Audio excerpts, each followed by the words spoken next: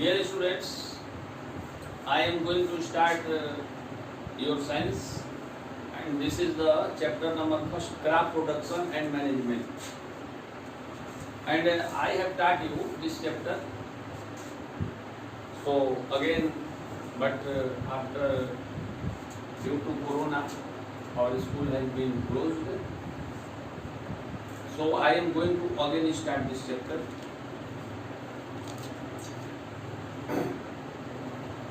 What do you mean by crop? Crop किसको कहते हैं और क्रॉप का क्या यूज है? All living organisms like man, animals, plants need food for their growth and survival. हम सब लोग को पता है कि जितने भी एनिमल्स हैं उनको या लिविंग ऑर्गेनिज्म हैं उनको जिंदा रहने के लिए, सर्वाइव करने के लिए प्लांट्स की जरूरत है. And the green plants can synthesize their food. और ग्रीन प्लांट क्या होते हैं? पहले चीज हम लोग समझ लें, हम लोग जो है consumer, we are consumers and plants are producer. Plant जो होते हैं प्रोड्यूसर होते हैं और जैसे एनिमल्स हैं और ह्यूमन बीइंग हैं, ये जो है क्या है? कंज्यूमर्स. क्योंकि हम लोग अपना फूड जो है केवल कुक कर सकते हैं, प्रोड्यूस नहीं कर सकते, हम भोजन अपना बना नहीं सकते, तो हम लोग कुक कर सकते हैं. So we are called consumers and we are totally depend on plants for our food. हम अपने भोजन के लिए टोटली जो है प्लांट्स पे डिपेंड हैं. और प्लांट्स अपना फूड कैसे प्रिपेयर करते हैं? I think you have learn in class 7 photosynthesis. By using carbon dioxide, sunlight, chlorophyll and water, the plant prepare their food in the presence of sunlight. This process is known as photosynthesis. Sunlight के presence में carbon dioxide, chlorophyll और water के use करके plant अपना food prepare करते हैं. इस process को हम लोग कहते हैं photosynthesis. Man obtains his food from plants as well as animals. आदमी क्या करता है? अपना भोजन एनिमल से और प्लांट से ऑब्टेन करता है. जैसे जो लोग नॉन वेजिटेरियन हैं तो एनिमल से भी अपना फूड प्राप्त करते हैं, और वेजिटेरियन हो या नॉन वेजिटेरियन हो, वो टोटली प्लांट पे ही डिपेंड करते हैं. एनिमल भी जिनका यूज हम लोग करते हैं, जिनको लोग खाते हैं, जैसे गोट वगैरह हैं, लेकिन वो गोट भी या अदर जो एनिमल्स हैं वो भी प्लांट पे ही डिपेंड करते हैं, प्लांट से ही अपना भोजन ऑब्टेन करते हैं. Many types of plants are grown on a large scale in the vast fields because the food grains produced by them are consumed in large amount. और डिफरेंट टाइप के आप देखते हैं, डिफरेंट टाइप के जो है प्लांट हमारे यहाँ लगाए जाते हैं, क्रॉप प्रोड्यूस की जाती है. जैसे पैडी है, व्हीट है, बर्ली है, ग्राम है, पी है, तमाम तरह की जो प्लांट्स हैं हम लोग प्रोड्यूस करते हैं. और ये जो प्लांट्स हैं, अगर सेम काइंड के ही प्लांट अगर ग्रो किए जाते हैं, जैसे मान लीजिए गेहूं लगाए तो गेहूं लगाए, फिर इसको हम लोग कहते हैं क्रॉप.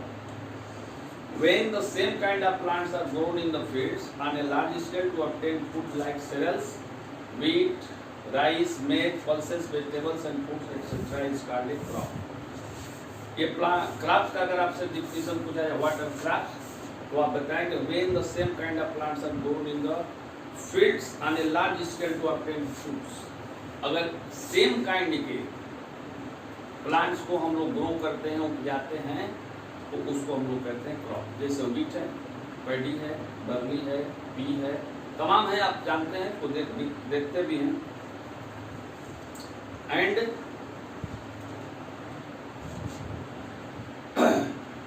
अब हम लोग देखेंगे सेरेल्स, जैसे कि कार्बोहाइड्रेट के रूप में जो हम लोग लेते हैं, व्हीट है, पैडी है, मेज है, मिलेट है. मिलेट में बाजरा भी है, ज्वार भी है, बार्ली है. और पल्सेस में जैसे ग्राम है, पी है, अरहर है, बीन्स है, मूंग है.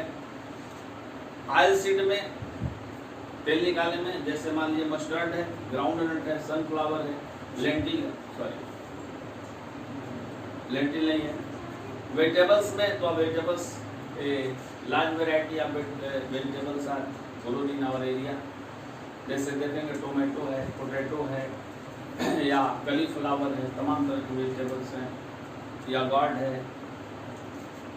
बिटर गॉड है, तमाम तरह के वेजिटेबल्स हैं।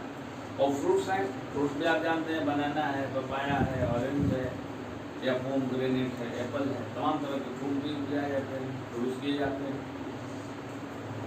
टाइप, अब ये क्रॉप्स कितनी टाइप की होती हैं? There are 2 types of crops, kharif crops and rabi crops. एक क्रॉप जो होती है खरीफ क्रॉप होती है, और एक जो होती है रबी क्रॉप होती है। The crops which are grown in the rainy season are called kharif crops. जो क्रॉप रेनी सीजन में मीन्स बरसात में जो प्रोड्यूस की जाती है, इसको हम लोग कहते हैं kharif crops. And the crops which are grown in winter season they are called, जो विंटर सीजन में क्रॉप ग्रो की जाती है उसको हम लोग कहते हैं रबी क्रॉप्स। जैसे खरीफ क्रॉप में क्या है, हमारा पैडी है, इसी समय हम लोग मिलेट जैसे बाजरा है, ज्वार है, या इसी सीजन में धान के अलावा हम लोग जैसे मान लीजिए मैज है, मक्का है, इसकी भी खेती करते हैं।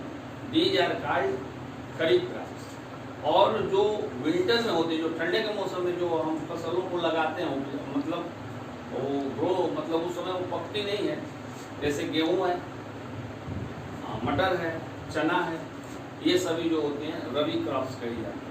ये विंटर में लगाई जाती हैं और समर में कटती हैं। और जो ये रेनी सीजन में समर ही होता है, जब हम लोग पैडी वगैरह लगाते हैं, धान लगाते हैं, अरहर वगैरह, मूंग है या उड़द है, तो इस तरह की जो चीज़ें हैं, इस तरह की जो फसलें हैं, इनको हम लोग रेनी सीजन में क्या करते हैं, ग्रो करते लगाते हैं, और उनको काटते कब हैं हम लोग? विंटर सीजन में उनका हार्वेस्टिंग होता है। तो जो क्रॉप्स रेनी सीजन में लगाई जाती है उनको हम लोग खरीफ कहते हैं, और जो विंटर में लगाई जाती है उसको हम लोग रबी कहते हैं। Basic practices about crop production. Crop production के लिए, किसी भी फसल को उपजाने के लिए हम लोग को डिफरेंट प्रोसेस से होकर गुजरना पड़ता है। आप देखे होंगे घर में, जैसे मान लीजिए आप देखते होंगे, अगर मान लीजिए हमको गेहूँ की फसल लगानी है, गेहूँ की खेती करना है, तो उसके लिए हम लोग को क्या करना पड़ता है? पहले सॉइल को प्रिपेयर करना पड़ता है, मिट्टी को बनाना पड़ता है, जोतना पड़ता है खेत को। इसके बाद उसमें हम लोग बीज को बोते हैं, सो करते हैं। इसके बाद एडिंग मैन्योर एंड फर्टिलाइजर्स, इसके बाद उसमें हम लोग मैन्योर, जो कूड़े करकट की खाद है, जो गोबर की खाद है, उसको या केमिकल फर्टिलाइजर्स का यूज करते हैं। इसके बाद इरिगेशन होता है, सिंचाई होती है। After that removal of weeds, उसमें जितने खरपतवार हैं उसको हम लोग चुनते हैं, साफ करते हैं। या धान के सीजन में आप देखे होंगे, फसल लगाने के बाद, धान की फसल लगाने के बाद उसकी हम लोग हिंदी भाषा में सोहनी कहते हैं, उसको साफ करवाते हैं। आफ्टर दैट हार्वेस्टिंग, इसके बाद हम लोग फसल को काटते हैं, और फसल को काटने के बाद जो हमें फूड ग्रेन्स मिलते हैं उसको हम लोग स्टोरेज करते हैं। इतना प्रोसेस से गुजरने के बाद तब क्रॉप प्रोडक्शन होता है। हमारे इसमें फर्स्ट पॉइंट है preparation of soil. Preparation of soil, the soil is prepared for sowing the seeds of the crop by ploughing, levelling and manuring. Soil को प्रिपरेशन करने में भी 3 प्रोसेस होता है। पहले क्या करते हैं हम लोग? प्लाउ करते हैं, जमीन को जोतते हैं, इसके बाद उसको लेवल करते हैं, पाटा चला के उसको लेवल करते हैं, बराबर करते हैं। एंड आफ्टर दैट मैन्यूरिंग, और उसके बाद उसमें क्या करते हैं? खाद वगैरह मिलाते हैं। This process of loosening the turning of soil is called ploughing और टिलिंग। हम लोग खेत को जोतते क्यों हैं? क्योंकि ऐसे अगर अभी देखें, जैसे गेहूं की फसल कट गई, अगर इसमें आप धान लगाना चाहेंगे तो नहीं लगा पाएंगे, क्योंकि जो हमारी अर्थ है वो बिल्कुल सख्त हो गई। उसमें अगर बीज हम डालेंगे तो बीज जो है पूरा जमेगा नहीं, या उसकी जड़ें अंदर तक नहीं जाएगी। इसलिए जो उसका हार्डनेस है, अर्थ का जो हार्डनेस है, उसको कम करने के लिए, घटाने के लिए, मिनिमाइज करने के लिए हम उसको प्लाउ कर देते हैं, जमीन को जोत देते हैं। इससे क्या हो जाती है? हमारी मिट्टी भुरभुरी हो जाती है, और जो हम फसल डालते हैं उसको कुछ टेम्परेचर भी मिलता है, कुछ बीजें ढक जाती हैं। अगर बीजें ऊपर रहेंगी तो हीट की वजह से या रेन की वजह से वो जमती नहीं, जमीन के अंदर चली जाती हैं, तो ढक भी जाती हैं। और जो बर्ड्स वगैरह, चिड़िया वगैरह हैं, वो भी बीज को चुन नहीं पाती हैं। तो क्या होता है कि बीज हम लोग बोते हैं तो चिड़िया उसको चुन नहीं पाती। तो इसलिए हम लोग क्या करते हैं? पहले जमीन को जोत के मिट्टी को लूज कर देते हैं, और the loosening of soil by ploughing is beneficial because of the following reason. जमीन को जोतने से हमें क्या क्या लाभ मिलता है? The loose soil allow the plant roots to penetrate freely and deeper.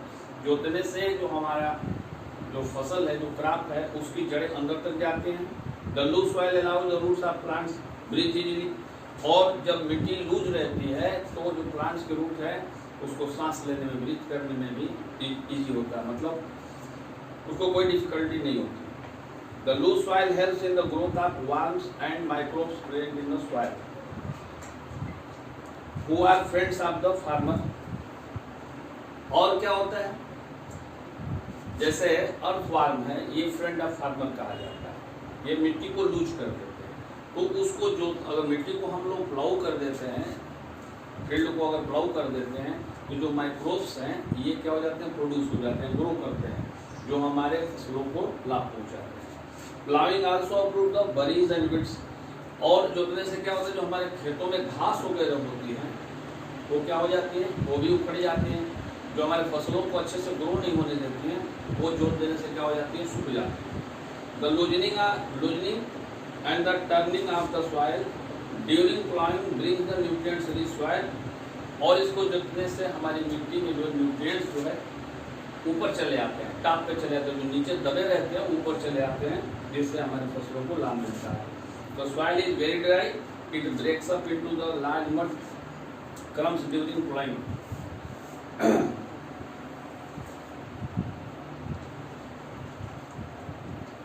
The plowed soil is quite loose so that it is liable to carried away the strong winds or washed away by the rain water। ये कह रहे हैं कि जब हमारी मिट्टी loose हो जाती है तो लूज होने में कुछ नुकसान भी है। जैसे हवा वगैरह अगर तेज चलती है तो मिट्टी का जो अपर लेयर होता है जिससे हम लोग खेती करते हैं वो उड़ने लगती है, या अगर पानी की स्पीड अगर अधिक है तो उसमें भी हमारी मिट्टी टूट टूट के बहने लगती है। तो इससे कुछ नुकसान भी है, लेकिन खेती के लिए मिट्टी का लूज होना बहुत जरूरी है। तो हम लोग इस तरह से फर्स्ट पॉइंट पढ़े, और नेक्स्ट वीडियो में हम लोग और जो भी पॉइंट्स दिए गए हैं उसको पढ़ेंगे। और इसमें आपके चैप्टर नंबर 1 में पेज नंबर 19 पे वेरी शॉर्ट आंसर दिए हुए हैं, और 90-20 पे आंसर, ये वेरी शॉर्ट आंसर दिए गए हैं। तो हम लोग जैसे जैसे पढ़ते चलेंगे क्वेश्चन आंसर को भी लिखते चलेंगे। और मैं ट्राई करूंगा कि कुछ नोट्स वगैरह लिख के ये व्हाट्सएप ग्रुप में डालें ताकि आप लोग उसको इजीली लिख सकेंगे। तो पहले हम लोग थोड़ा रीडिंग कर लेंगे, नेक्स्ट वीडियो में भी रीडिंग करेंगे, और इस रीडिंग करने के बाद तो फिर मैं क्वेश्चन आंसर भेजूँगा आपको, और आप भी ट्राई करेंगे क्वेश्चन आंसर लिखने का। And if you have any type of problem you may call me. Thank you, we will see in next video.